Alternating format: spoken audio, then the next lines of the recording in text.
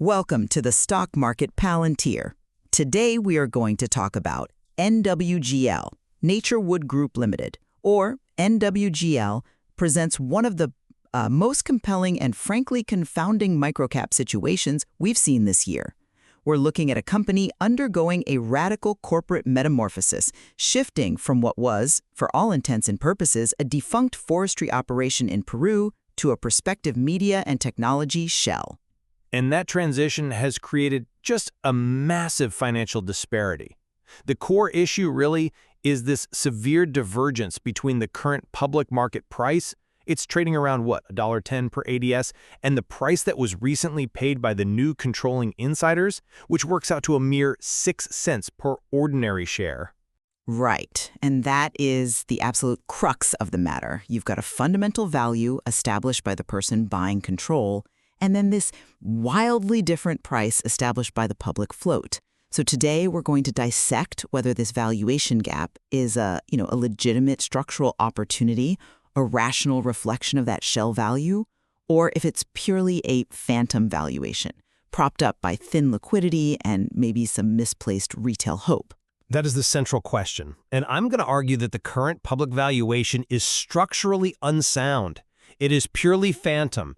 It's fundamentally unsupported by any material reality, and it's masking the complete operational collapse of the legacy business. The public price is a trap. And I'll be arguing the other side, that the current price, while, yes, extremely aggressive and speculative, is a rational, evidence-based bet on the success of a potential reverse takeover, or RTO. The market is pricing in the strategic value of keeping that clean NASDAQ listing alive. Well, we have to start with the forensic reality of the legacy business, because the baseline here is effectively zero. I'm just not convinced the market fully grasps the sheer extent of the operational disintegration at NWGL. The original nature wood forestry business, which, relied on those concessions in Peru, is essentially dead. The company's own filings detail that the main Iberia, Peru facility has suspended operations entirely. Right. They suspended it because they were losing money on every board of wood they cut. Precisely. The variable costs of production, you're talking labor, transport, maintenance, they just exceeded what they could get for the finished lumber. This isn't some strategic pivot, it's a confession of economic failure. The cash flow from the actual physical business is functionally gone. And the importance of that failure is that it clarifies the value proposition. NWGL is no longer a forestry company. It is a shell. Exactly. And the intrinsic value of that shell was recently established unequivocally by the new controlling insider, Miss Ling Wang, through her acquisition. Okay, this is probably the single most important piece of evidence available. Can you walk us through those numbers? Absolutely. The Schedule 13 DA filing detailed the total purchase price for Ms. Wang's 87% controlling stake. When you do the math, that purchase price translates to approximately 6 cents per ordinary share. Now, listeners need to remember the ADS structure here. An ADS represents ownership of the underlying foreign shares. And in this case, the ratio is critical. Yes, it is. Post-restructuring, 8 ordinary shares make up 1 ADS. So the control price paid by the insider, the person who knows the true value of this thing, is about 47 cents per ADS equivalent. The fact that the public market is currently paying $1.10 per ADS means we are seeing a premium of roughly 130% over the control price. I mean, it's an incredible disconnect, and in my view, it points not to rational speculation, but to irrational bag holding based on, momentum and excitement for a China story. I see why you emphasize that disconnect. It is extreme. But let me offer a different perspective on that premium.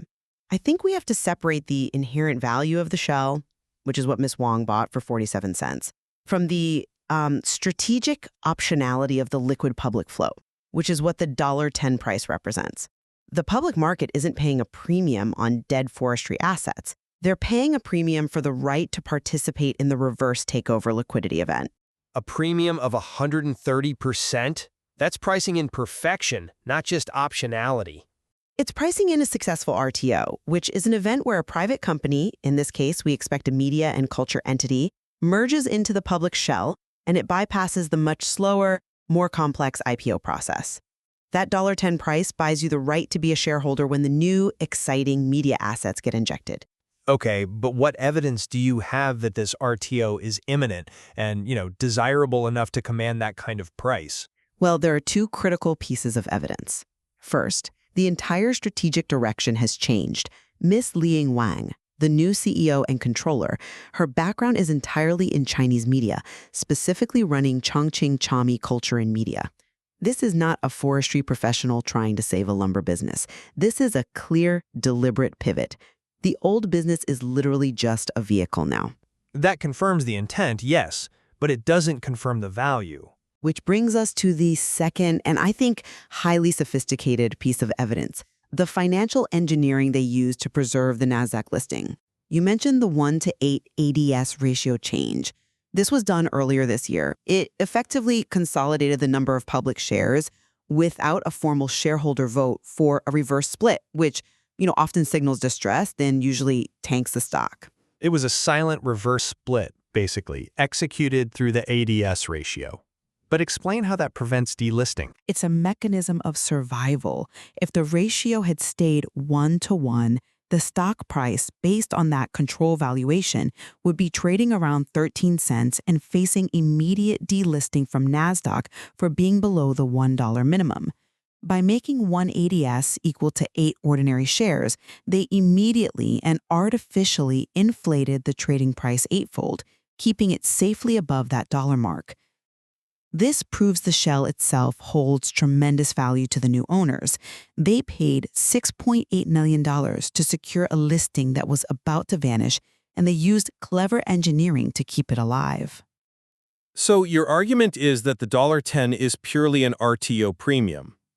But let's go back to the mathematics of that disconnect. You're framing the difference between 47 cents and $1.10 as a liquidity premium, but the liquidity is practically non-existent. Well, how can you say it's non-existent when people are clearly trading the stock? Because that Schedule 13DA, the smoking gun document, tells us Ms. Wang paid half the current public price to secure 87% of the company. If this vehicle was truly worth $1.10 on the open market, why didn't the previous owners get that price for the control block? The truth is, the current price is a bubble sustained by retail excitement for a highly illiquid China play that just hasn't materialized. I think you are confusing the price of control with the price of anticipation. It's an interesting point, but I'd frame it differently. The 47 cents per ADS was the price for control, the raw inherent value of the NASDAQ ticker itself. The $1.10 price is a scarcity premium for the small public float that is anticipating the merger announcement. The speculative bet is that the RTO news will trigger a spike, maybe to the $3 or $5 range. The only way the public can access that is by buying the small, illiquid float now. It is pricing in the success of the RTO, not the value of the assets today. That assumption is precisely where I disagree. If institutions believed there was an imminent and valuable RTO, they'd be buying up the float now. That whole belief structure depends on some idea of massive short-selling suppression to explain why the stock isn't already at $5. That's a crucial point. So let's talk about market structure and the myth of conspiracy that often surrounds these thin flow plays. Retail traders often focus on short selling and dark pools to explain downward pressure. So what does the actual data tell us? Is this stock being suppressed by massive institutional shorts? The data confirms institutional apathy, not institutional attack. There's negligible structural pressure. Current reported short interest is only around 29,000 shares. That is less than 0.2% of the public float. There is no fuel for a short squeeze. And what's more, and this is critical, there are no significant fails to deliver, or FTDs. And for the audience, fails to deliver, that's when one side of a trade fails to deliver the security on the settlement date. High FTDs can signal things like naked shorting. Exactly. The lack of FTDs confirms that sellers are delivering the shares they are selling. There is no evidence at all of widespread naked shorting. The price decline is purely organic. So the weakness in the stock isn't from outside forces pushing it down. It's due to a complete absence of buyers. I come at it from a different way. The extreme illiquidity confirms the stock's irrelevance. The 90-day average volume is only around 44,000 shares. This means the stock dropped sharply simply because there are virtually no buyers in the order book. If one small shareholder decides to exit, that single order can crash the price by 5 or 10% instantly. The low volume and lack of institutional interest just confirms this stock is irrelevant outside a very small circle of retail speculators. I agree the risk is immense because of that illiquidity, but that vacuum is also what creates the opportunity for the RTO play. And this brings us right to the governance risks, which I believe the market is accepting because of how close the catalyst is. Oh, we absolutely have to discuss governance, because this is where minority shareholders are completely exposed. The new structure is defined by its BVI incorporation, British Virgin Islands, and its controlled company status. Since Ling Wang holds over 50% of the voting power, she is, for all practical purposes, the company. And what does controlled company status mean, practically, for public shareholders? It means regulatory standards are dramatically lowered. This structure pretty much removes all minority shareholder rights. NWGL is exempt from key NASDAQ governance rules. They don't need a majority independent board. They don't need independent compensation or nominating committees. Ms. Wang can decide her own pay. She can pivot the company. She can do almost anything with minimal oversight. So you're arguing this profound governance risk should logically push the price down since shareholders have no voice. Absolutely. It tells you the retail shareholder is just along for the ride and has no power to stop an unfair, highly dilutive deal if the RTO happens. I mean, historically in these shell RTOs, this is where minority shareholders often suffer the most, as the new controller's only interest is in making the merger work for their private assets, often at the expense of the public float. That's a compelling argument, and it's based on real historical risks. But have you considered the immediate catalyst that might be overshadowing those long-term risks? I think the market is showing a willingness to overlook that danger because they're looking past it toward the execution phase of the RTO. They are looking past the fact that the person in control has a cost basis of 47 cents per ADS, hoping to participate when she sells the new assets at $3. That is precisely the bet. And the upcoming December 16th, 2025 annual general meeting is the next major inflection point. This meeting is where they propose changes to the Articles of Association, which is the necessary step before they can formally launch the media company injection. This AGM is the likely launchpad. That $10 price is a measure of the market's confidence that this launch will happen smoothly. So the argument is that the potential for a quick pop justifies paying 130% premium over the control price, even when that pop will benefit the controller far more. The $10 price is a betting mechanism. The market believes the shell transformation will be executed successfully and that the momentum from the RTO announcement will yield returns greater than the premium they are paying now. The governance risks you cite are secondary concerns until the deal is executed. If the deal fails, sure, the stock likely spirals back toward that 47-cent control price. If it succeeds, the speculative price target is hit. It's a classic binary bet.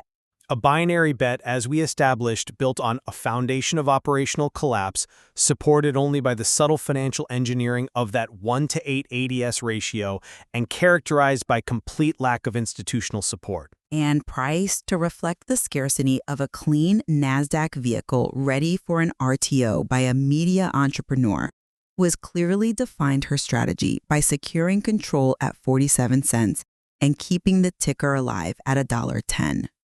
The NWGL case is a clear illustration of a special situation where a failed legacy business is being converted into a highly speculative financial vehicle. We have seen that the public price is structurally supported only by financial engineering, specifically that clever use of the 1-to-8 ADS ratio, in the anticipation of new media assets. While the forensic evidence undeniably confirms that the controlling stake was acquired at a mere fraction of the current public price, and that suggests a vast premium, being paid by retail speculators who are hoping to capitalize on a future merger.